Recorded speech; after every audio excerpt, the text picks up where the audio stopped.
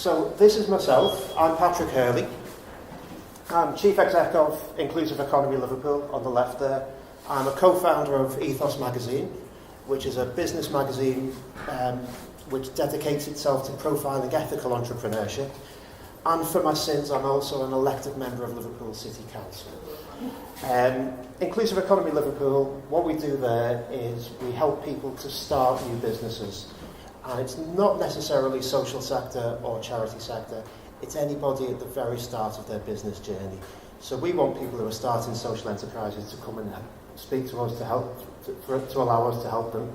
We want people to come and speak to us if they want to start a hairdresser's or a nail bar or a fish and chip shop. Pretty much anything, but when it's at a really small stage of their business growth development stage. At Ethos magazine, if you're interested in ethical entrepreneurship, come and have a word with me. I can sell you a magazine later. If you're interested in getting your potholes repaired, I've got a night off. Please do not come and see me about your potholes.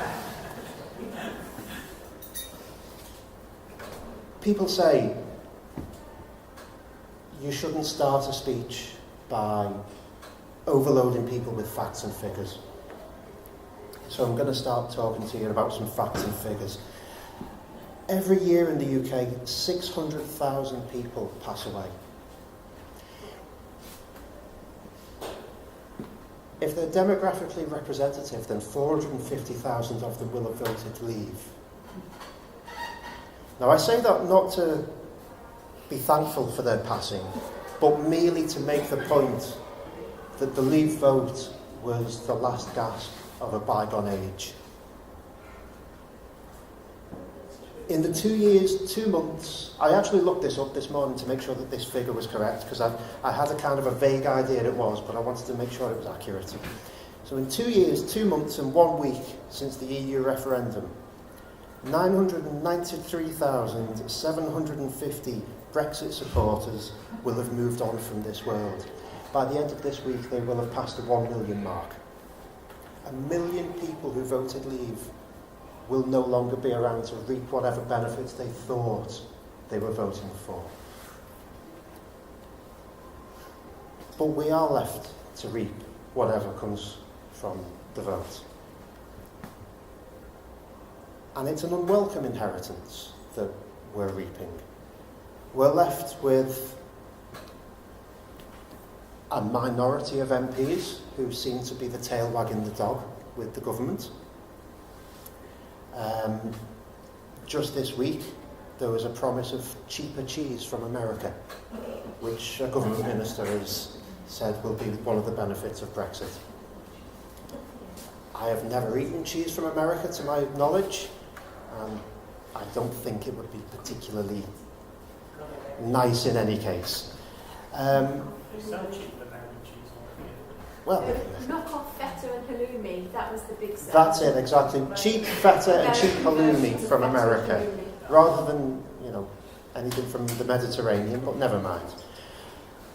So we'd be left with these cardboard-flavoured American cheeses. We'd also be left with a system of international cooperation that's fundamentally weakened, just at the point where our national security is under threat from a resurgent Russia, from a White House which is dysfunctional, and at one stage this week somebody has let it be known that they have to take President Trump's papers away from him in order to get him not to withdraw from any number of international agreements.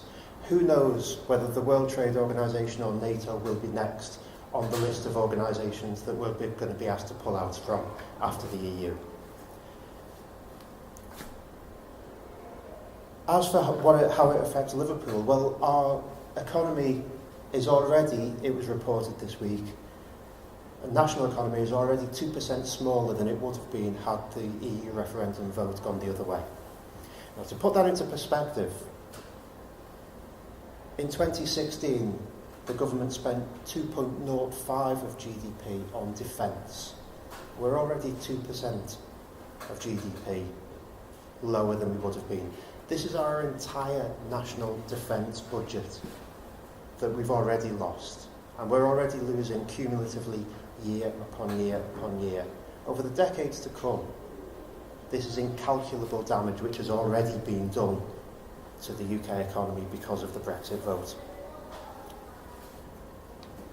We can try to work together to stop further incalculable damage, but be under no illusion, it's already caused so many problems, so much damage. And what can we do to work together? Well, we can have meetings like this. We can write to our own MPs, but I think, probably all live in the Liverpool City region. Most of our MPs will have voted Remain in any case. So maybe we work with organisations from other parts of the country that can work with MPs whose constituencies were on a knife edge, who may have seen the reports this week of the electorate switching to Remain from Leave. There's been a poll out this morning saying that Remain would now win 59% of the vote, whether it to be another vote. Let's work together with our colleagues and our comrades in other parts of the country to see whether they can persuade their MPs to change their mind.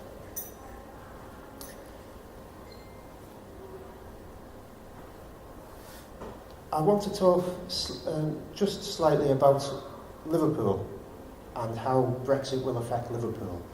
I don't want you to take my word for it, so I'll quote a few luminaries from the local business scene. You may know Frank McKenna, chair of the business lobby group Downtown in Business. Many of you will know him, and many of you might value his judgment. He says this, and I'll read you the quote verbatim. Theresa May and her colleagues appear to be obsessed with Brexit. They could be forgiven if the negotiations on our withdrawal from the EU were progressing, but they've been a shambles. And Frank's right. If, God forbid, I'd have voted Leave, I'd be beyond angry at the complete and utter mess the government is making of what I'd voted for. And given half the chance, I might be tempted to change my mind. But don't just take Frank's word for it. We've got the Mayor of Liverpool, Joe Anderson. He says, cities like mine experience the practical benefits of being in the EU. Europe was there for us when our own government wasn't. EU funding helped us to bounce back. Even Jurgen Klopp has come out and said, I don't see the benefit of Brexit. I should be fair though, and I'm going to quote a Brexiteer to you. Because earlier this year, Liz Truss came up to Liverpool and said, post-Brexit economy will help Merseyside trade with the world. And her rationale for this, it says, because the largest export destination from the northwest of England is Europe. Well, if that doesn't persuade you to vote Leave, I'm sure nothing will. What I want to see in Liverpool is a renaissance of small business, and I work at Inclusive Economy Liverpool to see that brought about. I work with mom and pop shops, I work with one-man band web developers, people who are opening nail bars, people who are opening social enterprises, friends of parks groups, those sorts of things, community businesses, organisations that might 20 years ago have had European Union funding but won't anymore. And that's something that we can all do, I think, to mitigate the effects of Brexit on a local level, whilst we're working in conjunction with our partners on a more national level to lobby our MPs and our legislators. And I think if we can work to stop Brexit, we have a chance of changing the way the direction of travel of our city's economy is going. We can say it's not just about external investment. It's also about a grassroots economy. It's also about making sure the people who felt left out from an economy that didn't work for them are included more in the years to come. That's the future I want to see for Liverpool, that's the future I want to see for the country, and I hope that you can join me in saying that's the future that we all want to see for Europe. So, my time is up. Thank you very much for listening.